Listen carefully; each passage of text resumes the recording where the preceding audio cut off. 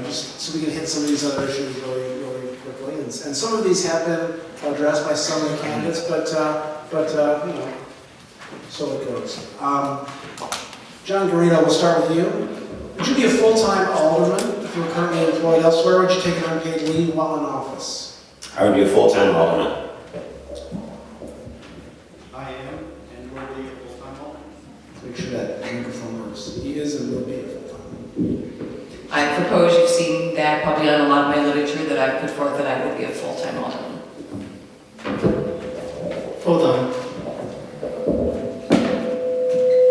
Do you receive the backing of Mayor Emanuel's PAC, Chicago Forward, or do you expect to receive the backing? No, I do not. As it asked. Nor would I accept it if offered. I have not. I have not. I have not. Michelle Barrett, red light camera program. Scrap it, change it, keep it, or expand it?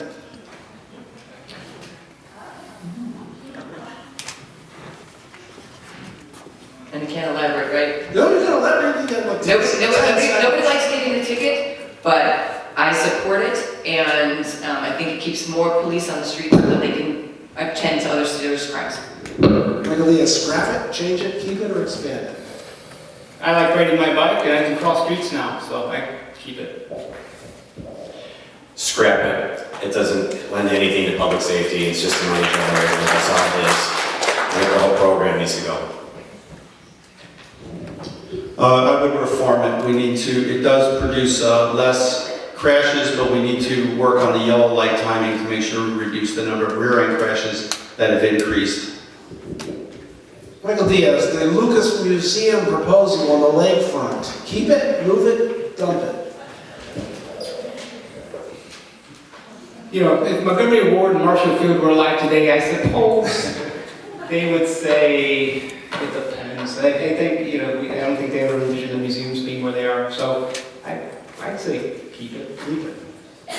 John Garrido, Say move it. move it. The question is the Lucas Museum. Keep it, move it, dump it. Don't dump it, but we need to move it. We need to bring that economy into the neighborhoods, not just continue to lump it on downtown.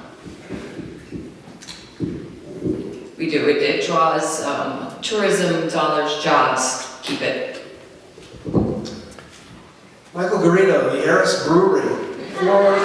For or against? I'm Michael Garrido now. I guess we're a hybrid.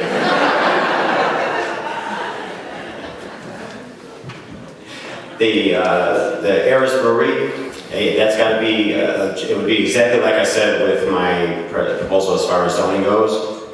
We have to talk to the community. I haven't been involved in this process. It sounds like that it was a process that started a long time ago and has only now been put forth to the community, and I don't know how much say they've had in it, so it's a process that I would have to go forward with to see first if the community wants it. So, maybe. For or against it? Yes, yes. Along with the community that overwhelmingly supported, I support it. Again, when it comes down to making decisions, it depends on what the community wants. So it seems that there has been support for that. I know that there's been a few that have expressed some concerns on parking, but otherwise it's a welcome development.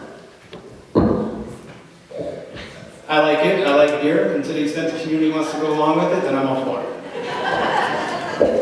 John Arena, Obama Museum proposal using city parkland. Are you okay with that, or should they move it to private land? It should be on private land. Private land.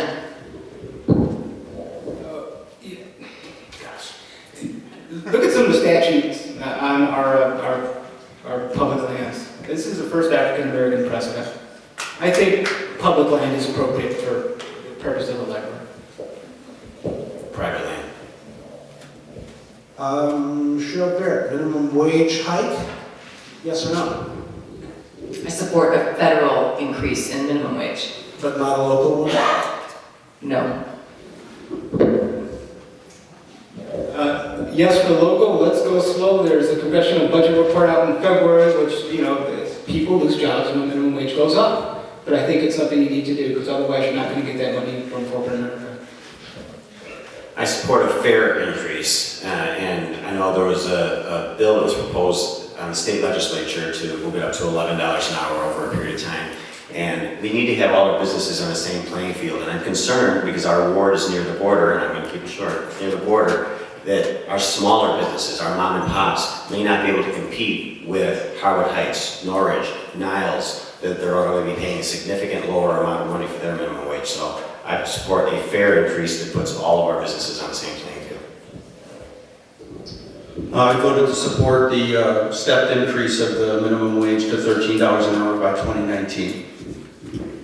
I think we've hit, some of you have answered this already, but elected school board, yes or no? Michael Diaz. Interesting idea. I'm not opposed to maybe one or two elected officials on that board. But I was a Chicago public school student during the 80s, and I understand what going to school every year and there being a strike threat was like. And so I do like the mayoral control. I've supported a hybrid version of it, half elected and half appointed. It's similar to the Chicago Police Pension Board. That's exactly what it is. There's 4 that are appointed by the mayor, and the other 4 are elected by the officers. So I think it should be a hybrid that we have a nice checks and balances on the board. I support an elected school board, and we work to get the referendum that'll be on the ballot on February 24th, so please vote yes to support. I think we've reached time in our program. Oh, I'm sorry. That's okay. As we have the option to actually elect our mayor who appoints that, I think that that's where your choice comes in. I don't think there should be an elected school board because there'd be too many politics in the process, and the money spent on that would be better spent on education.